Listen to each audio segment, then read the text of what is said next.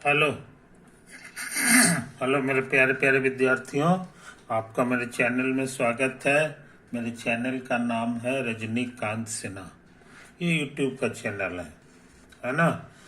अभी जो वीडियो तुम देख रहे हो उसमें उसका थंबनेल है BIIT टॉपर इन रुपीज 500, है ना।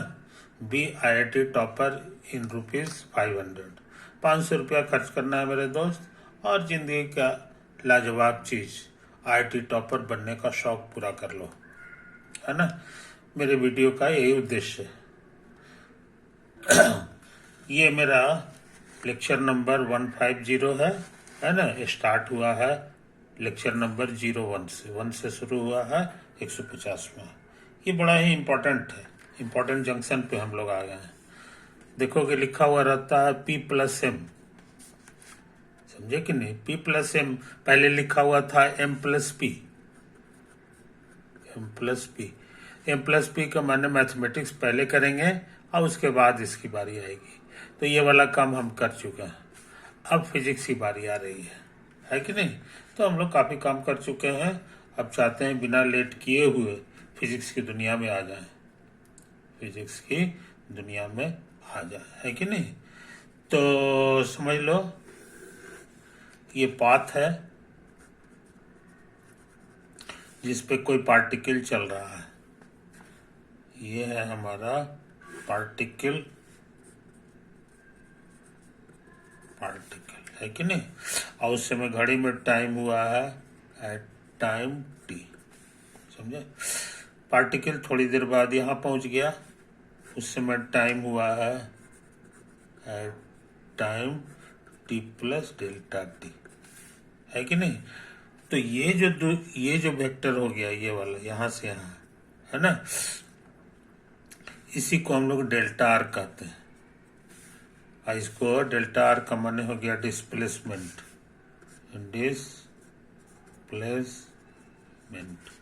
तो ये क्या डेल्टा आर, याद रहे वेक्टर है कि नहीं। और ज्यादा बढ़िया से समझना चाहते हो तो ये ओरिजिन है, और ये जो वेक्टर है ये तुम्हारे लिए आर है ना। अब जो है यहाँ पर जब पहुंच गया तब ये जो वेक्टर हो गया यही है तुम्हारा r+Δr, है ना।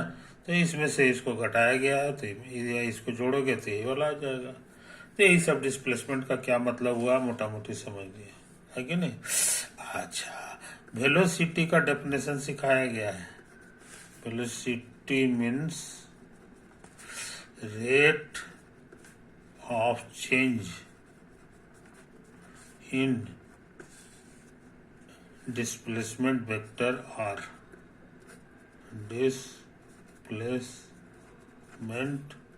वेक्टर आर, समझे ना। एक्चुअली आर तुम्हारा फंक्शन है टाइम टी का, आर तुम्हारा फंक्शन है टाइम टी का, है कि नहीं। इसको शॉर्ट में ऐसे लिखते हैं। अच्छा, और रेट ऑफ चेंज का मतलब सिखाया है d/dt, डेरिवेटिव निकालना है टाइम के रिस्पेक्ट में, किस चीज का, तो ये वाला फंक्शन वेक्टर आर का, समझे कि नहीं। यही तुम्हारा वेलोसिटी हो गया, कोई दिक्कत नहीं। वेलोसिटी को हम लोग v कहते हैं। अच्छा, एक और डेफिनेशन याद होगा एक्सेलरेशन का। Acceleration means rate of change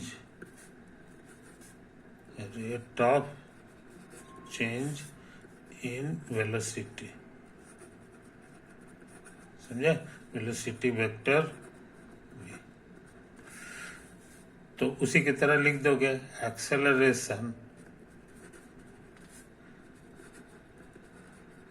ये भी वेक्टर है, ये भी d/dt ऑफ r के जगह तुमको भी लिखना चाहिए। ये एक्सेलरेशन है, ये भी वेक्टर देगा, इसी को शॉर्ट में हम लोग a लिखते हैं, समझे। ये सब डेफिनेशन है जो अच्छे लड़के याद रखते हैं। ये भी है डेफिनेशन, कोई दिक्कत? अच्छा, late m be the mass of particle, be the mass of particle। तो ये स्केलर हो गया, और इसको इस वेलोसिटी से टाइम्स करा दो, समझे? इसी को कहा जाता है, is called the linear momentum, momentum of the particle,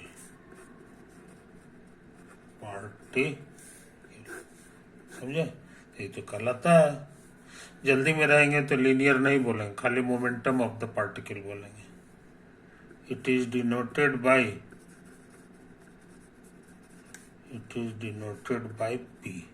P अक्षर से सब लोग डिनोट करता है, इसीलिए हमारे लिए पी वेक्टर का मतलब हो जाएगा m टाइम्स v, समझे? अच्छा, अब जो बात हम लिखने जा रहे हैं वो डेफिनेशन नहीं है, वो जो है ना न्यूटन साहब का रूल, नियम है, न्यूटन्स लॉ, समझे? इसका कहना है कि rate of change in P माने linear momentum, is equal to the net force exerted on the particle, समझे? पार्टिकल पर जिन जिन लोगों ने फोर्स लगाया उस सब को नेट कर दो, नेट माने जोड़ देना, है ना? भी एक वेक्टर देगा, फोर्स इज ए वेक्टर, उसका रेट ऑफ चेंज है। In short, rate of change का ट्रांसलेशन है d/dt, यहाँ p लगा दो, यहाँ फोर्स है, फोर्स को f कर दो, नेट माने टोटल, तो अच्छे लोग ऐसे लिख कर देते हैं, यही कहलाता है नेट फोर्स, समझे कि नहीं? तो ये न्यूटन साहब का नियम का कहना है कि ऐसे ही होता है हमारे नेचर में, इसी नियम से काम होता है। अब हम क्या करने जा रहे हैं, सो समझ लो। पी का मतलब यहाँ से भरेंगे m टाइम्स v, समझे? अच्छा, डेरिवेटिव इसको हम मान के चल रहे हैं कि कांस्टेंट है, समझे? मास जो है पूरे जर्नी में रुका हुआ है, कम बेसी नहीं हो रहा है, समझे कि नहीं? तो ये मास हमारा बाहर चला आया, हो जाएगा dv/dt, आई बात समझ में? तो ये m हो गया, और dv/dt का फॉर्मूला बता दिए हैं, ये a हो जाता है, तो ये a हो गया, समझे? तो हम लोग जान गए यहाँ से, इस m को उधर भेज दो, तो a बराबर सिग्मा f बाई f, समझे? ये तो है, यही फार्मूला हम लोग खोजें जिससे मेरा सारा सवाल बनेगा। वर्ड्स में पूछें, कहेंगे तो एक्सेलरेशन बराबर नेट फोर्स बाय मास, आइए समझे? कोई दिक्कत नहीं? तो अच्छे लड़के इसको भूलते नहीं, अच्छे लड़के इसको भूलते नहीं, इसी को कहा जाता है न्यूटन्स सेकंड लॉ, समझे? न्यूटन्स का थर्ड लॉ क्या है,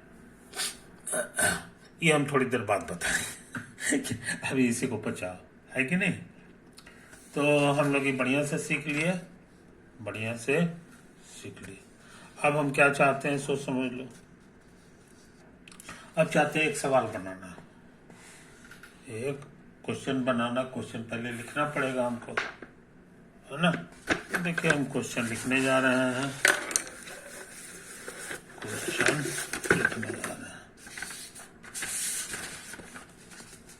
question a block of mass 2 kg placed on a long frictionless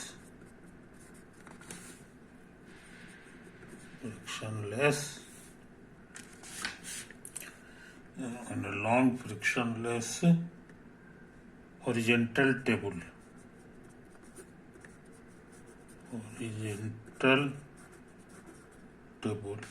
is pulled horizontally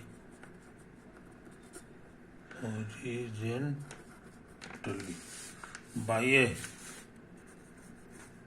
constant force F. It is found to move 10 meters in the first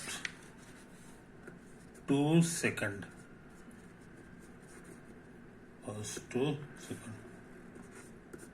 Find the magnitude of F. एक question है, इसका answer करना है, कोशिश करें, है ना, कोशिश करें। तो देखिए मेरे यार,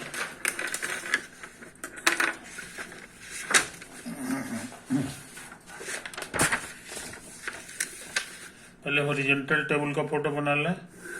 यही है मेरा हॉरिजॉन्टल टेबल। अच्छा, एक ब्लॉक है जी, और ये स्मूथ है, फ्रिक्शनलेस है, यानी ये रगड़ के कारण कोई फोर्स नहीं लगेगा। तो यहाँ लिख दो फ्रिक्शनलेस, समझे? फ्रिक्शन फोर्स का वाला सवाल ये नहीं है। इस पे एक ब्लॉक रखा हुआ है, तो ब्लॉक जो है हम ब्लू रंग का बना दें। मान लो ये ब्लॉक है जो इस पे रखा हुआ है कि नहीं? अब कहोगे हवा में, ऐसा नहीं है, मान के चलो कि इस पे रखा हुआ है। अगर इसको सटा देंगे ना तो कंफ्यूजन हो सकता है कि इसी में रुका हुआ है क्या, तो ऐसा नहीं है ये चीज़ें। तो ये हमारा ब्लॉक हो गया। ये फोटो हमने बनाया है किस चीज़ का? ब्लॉक का, है ना। इसका मास दिया हुआ है जी, इसका मास दिया हुआ है m। इस क्वेश्चन में m की जगह जो है 2 kg हो गया, समझे? एक क्वेश्चन का कहना है। आई 4 m हो गया। अच्छा, आई इज पुल्ड हॉरिजेंटली खींचा जा रहा है, इसी टेबल के पैरेलल जो है इसको खींचा जा रहा है कि नहीं? तो हम लोग जो है फोटो बना दें, यही वो धागा है, या धागा है, चाहे इसी तरह से ये खींचा जा रहा है, तो जाहिर है फोर्स लगेगा। अब फोर्स F लग रहा है कि नहीं? और ये फोर्स कांस्टेंट है। जब चलने लगता है तो कभी फोर्स ज़्यादा होगा, कभी कम होगा, ऐसा बीमारी नहीं है, ये कांस्टेंट है। इतना ही फोर्स थ्रू आउट जर्नी लगेगा। अच्छा, it is found to move 10 metre, और ये जो है चलते चलते यहाँ पहुंच गया, चलते चलते यहाँ पहुंच गया, समझे? ये इसका है, ये शुरू का पोजीशन है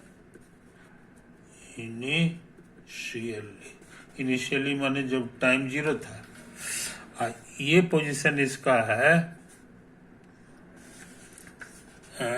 ये फर्स्ट 2 सेकेंड, यानी इसको यहाँ से यहाँ तक जाने में जो है 2 सेकेंड का समय लगा है, ड्यूरेशन लगा है 2 सेकेंड का। 2 S का माने सेकेंड हो गया, ये हो गया। अच्छा, यहाँ पहुंच गया 2 सेकेंड बाद। तो कहता है कि ये बताओ F कितना था ये फोर्स कांस्टेंट था, तो F हमको निकालने के लिए कह रहा है। बात समझे? ड्यूरेशन तो अब कितना दूरी चला है ये भी लिखा हुआ है, ये हम लिखा नहीं है। देखो 10 मीटर, 10 मीटर चला है ये, समझे? ताकत लगाते हैं मेरे दोस्त, ताकत लगाते हैं। तो देख लो, है कि नहीं? चूंकि फोर्स लग रहा है तो एक्सेलरेशन भी जरूर लगेगा। हियर एक्सेलरेशन हॉरिजॉन्टली, सारा काम हॉरिजॉन्टली हो रहा है, समझे? ये चीज तो हॉरिजॉन्टली निकालना है तो हमको नेट हॉरिजॉन्टल फोर्स चाहिए। Net horizontal force on the block, ये चाहिए। अब बाई मास, ये कर रहा है किसका किसका कहना है? By Newton second law, Newton second law. आई बात समझ में? क्योंकि एक्सेलरेशन भी हमको हॉरिजॉन्टल निकालना है,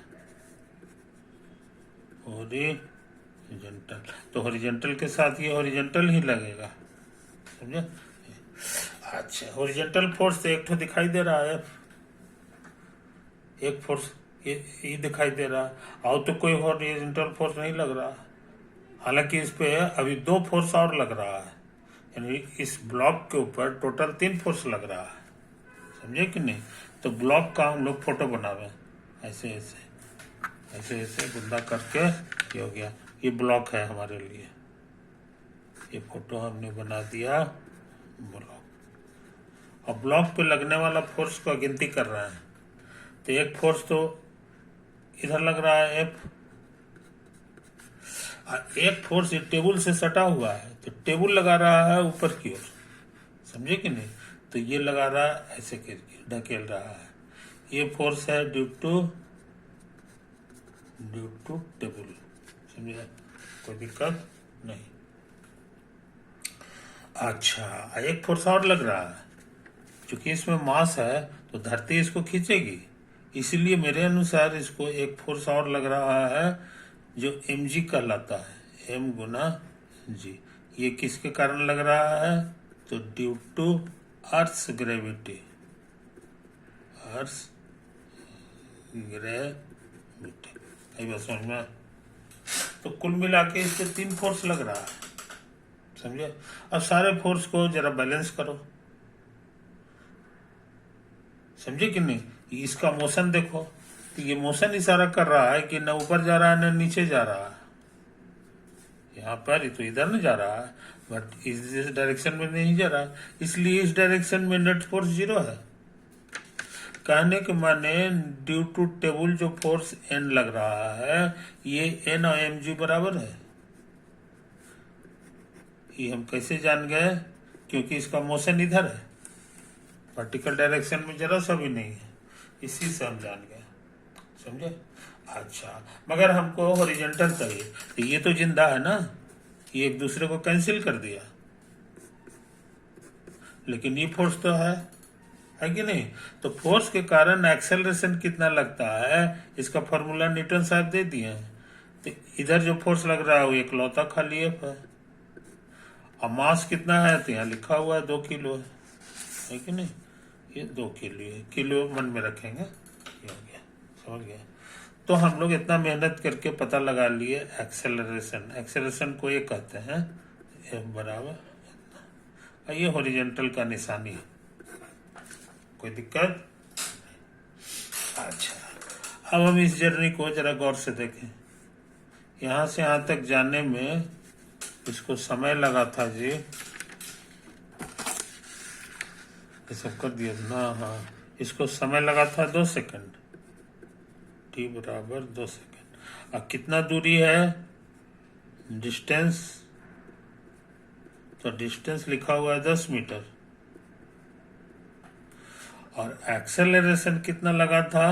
तो F/2। देखो, ये अभी पता लगा, और ये क्वेश्चन में कह रहा है कि ये कांस्टेंट है, इसीलिए ये पूरा कांस्टेंट हो गया, इसलिए एक्सेलरेशन इज कांस्टेंट, समझे? तो है, तो कांस्टेंट एक्सेलरेशन के केस में मेरे पास 3 फार्मूला है। v बराबर u प्लस AT, स्कूल में पढ़े हो, यहाँ भी पढ़े हो, है कि नहीं? s बराबर ut plus half AT square, अब ये स्क्वायर बराबर यू स्क्वायर प्लस 2as। इसमें से एक फॉर्मूला को हम यूज करना चाहते हैं। एक चीज और है जी, यहाँ एक और वर्ड लिखा हुआ है कि प्लेस्ड, माने प्लेस्ड माने रखा हुआ है। रखा हुआ है इसका माने शुरू में चल नहीं रहा है, चल रहा है बाद में, इसीलिए इसका शुरू का जो वेलोसिटी है ये 0, ये इनिशियल वेलोसिटी, समझे। अच्छा, अब हम यूज कर दे रहे हैं यूजिंग v बराबर u प्लस ए टी, क्योंकि कांस्टेंट एक्सेलरेशन है, ये फॉर्मूला लगा सकते हैं। यूजिंग इतना वी गेट, नहीं ये मत लगाओ, s बराबर U T plus half A T square, we get, हम लोग को मिलेगा क्या मिलेगा, ये अगले पेज में देख लें। एस माने कितना दूरी चला लिखा हुआ है, एस की जगह लिखा हुआ है 10 मीटर चला है, 10 लिखेंगे ही, मीटर यूनिट नहीं लिखेंगे। यू माने शुरू का वेलोसिटी, शुरू का वेलोसिटी हम यहाँ पे इशारा कर दिए, यू बराबर है 0। ऐसे जान गए तो समझ गए, ये प्लेस्ड वर्ड जो था ना उसी से इशारा मिल गया कि शुरू का वेलोसिटी 0 है। 0 लिखेंगे, वो ना टी माने टाइम, टाइम लिख दिया है 2 सेकंड तो 2 लिख देंगे। और हाफ, ए माने एक्सेलरेशन, एक्सेलरेशन यहाँ से भर देंगे f/2, और टी का स्क्वायर यानी 2 सेकंड का स्क्वायर हो गया, है कि नहीं। लगता है बन गया जी। ये 10 बराबर ये 4 कटेगा, एफ आ गया। ये तो निकालना था तुमको कि मैग्नीट्यूड ऑफ एफ निकालो, तो उसका जवाब हो गया 10 नहीं, अब यूनिट के साथ लिखो, इसलिए एफ बराबर फोर्स का यूनिट न्यूटन होता है, 10 न्यूटन आंसर होगा इसका। तो हमको उम्मीद है कि तुम जो है क्वेश्चन का बारीकी समझ रहे हो कि अंदर अंदर क्या खेला होता है, अंदर अंदर क्या खेला होता है कि नहीं। तो आज हम क्या क्या चीज सीखे, न्यूटन्स लॉ सीखे, न्यूटन्स लॉ के बारे में तुमको यहाँ बता दिए हैं कि ये हो जाता है एफ नहीं बल्कि नेट फोर्स एफ बराबर dp/dt, ये तो हम सिखाए हैं तुमको, इसी को न्यूटन्स लॉ कहते हैं, न्यूटन्स लॉ कहते हैं, समझे कि नहीं। न्यूटन सेकंड लॉ, 3 लॉ है उनका, तो ये न्यूटन्स सेकंड लॉ यही है, सेकंड लॉ, कुछ समझे कहानी। तो यही चीज है मेरे दोस्त, यही चीज है। यहाँ पे जरा अच्छी तरह समझो, तुमको हम सिखा चुके हैं, ये एक्चुअली मास गुना वेलोसिटी है।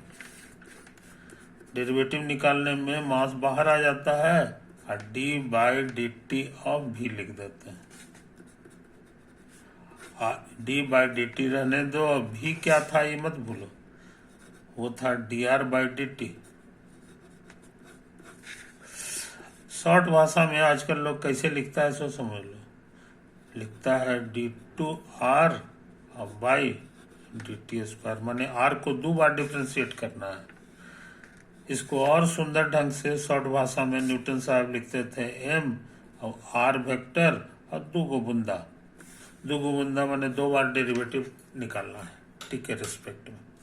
तो ये फार्मूला देखने में और आसान हो गया, हाँ, m इंटू r वेक्टर का डबल डॉट बराबर सिग्मा, समझे। याद रहे यही जो है तुम्हारा एक्सेलरेशन है, एक्सेलरेशन, मास से भाग दे दो तो एक्सेलरेशन का फॉर्मूला हो गया तुम्हारा नेट फोर्स बाय मास, समझे। यही सब आता है न्यूटन सेकंड लॉ से, जो काम हम कर चुके हैं, जो काम हम लोग कर चुके हैं, है कि नहीं। तो ये सब सिंबल तुम्हारे लिए नया नहीं है एक्सेलरेशन के लिए हम लोग जल्दी में रहते हैं तो यही लिख देते हैं, आर का सेकंड डेरिवेटिव। वेलोसिटी बोलना रहेगा तो आर का फर्स्ट डेरिवेटिव बोल देंगे। ये सब सिंबल आजकल चला हुआ है, इसीलिए हम बता दे रहे हैं ताकि तुमको कंफ्यूजन ना हो, समझे कि नहीं। और एक सवाल भी बना लिए, इसी तरह का सवाल रहता है ना, फोटो बनाना पड़ता है। और ये जो डिजाइन निकाले हैं फोर्स का, उसमें बॉडी का फोर्स फोटो नहीं बनाया है। बॉडी हमारा ऐसा था, ब्लॉक था, तो अब ऐसा फोटो थोड़ी यहाँ बनाया जाएगा, खाली बुंदा दे दिया जाता है। इस तरह के डायग्राम का नाम है फ्री बॉडी डायग्राम। इसका फुल फॉर्म होता है फ्री बॉडी डायग्राम, समझे। तो फ्री बॉडी डायग्राम बनाना चाहिए, जितना बॉडी रहेगा सबका फ्री बॉडी डायग्राम बनाया जाता है कि नहीं। तो फ्री बॉडी डायग्राम बनाने से गलती होने की संभावना खत्म हो जाती है, सब कुछ सही सही काम करेगा। तो इसी का आदत डालने के लिए हमने ये सब किया। और तुम कोई फोटो में ये सब नहीं बनाते, खाली कहते एफ है, ऐसा नहीं है। यहाँ पर एक्चुअली 3 फोर्स लगा हुआ है, और फोर्स अपने आप जादू मंत्र नहीं होता है, कोई न कोई लगाता है तभी फोर्स। जैसे ये फोर्स जो है ना, ये किसने लगाया? तो धरती माता ने लगाया। ये फोर्स जो है किसने लगाया? तो free body diagram of block है, किस चीज का? ब्लॉक। तो ब्लॉक पे जितना लोग फोर्स लगाया है सबका हिसाब होता है, क्योंकि यहाँ फार्मूला में तुम्हारा सिग्मा एफ है, फार्मूला में तुम्हारा लिखा हुआ है नेट फोर्स, टोटल फोर्स, खाली एफ नहीं, समझे कि नहीं। तो इस चीज को समझ लो मेरे दोस्त, लिखा इधर लिखा है, देखो हर जगह ऐसे ऐसे लिखता है। इसका मतलब हो गया हमको हमेशा टोटल फोर्स का काम करना। मान लो 5 आदमी खींच रहा है, कोई इधर खींच रहा है, कोई इधर, तो पांचों का फोर्स को जोड़ना होगा। फोर्स वेक्टर है इसलिए आसानी से जुड़ जाता है ये चीज। तो हम लोग ये काम कर चुके हैं, और हर फोर्स को कोई ना कोई लगाने वाला होता है। ये जो फोर्स था है ना, ये टेबल ने लगाया ऊपर की ओर, नीचे से टेबल धक्का मार रहा है कि नहीं, ये तो है। और ये फोर्स जो है कोई तो आदमी लगाया है एफ फोर्स, तो वो उसको हम लोग ऐसे ही करके उतार दिए हैं। एक्सटर्नल फोर्स ही कहलाएगा, कि किसी बाहरी चीज ने उसको खींचा है। ओके मेरे दोस्त, तो काफी काम कर चुके है ना। न्यूटन्स लॉ हमारा शुरू हो गया है। अब इसमें सवाल हम खोज के अभी और बनाएंगे, है ना। तुम भी खोज के कुछ सवाल इसका बनाओ, ताकि जो है मास्टर हो जाए इसमें। ओवर।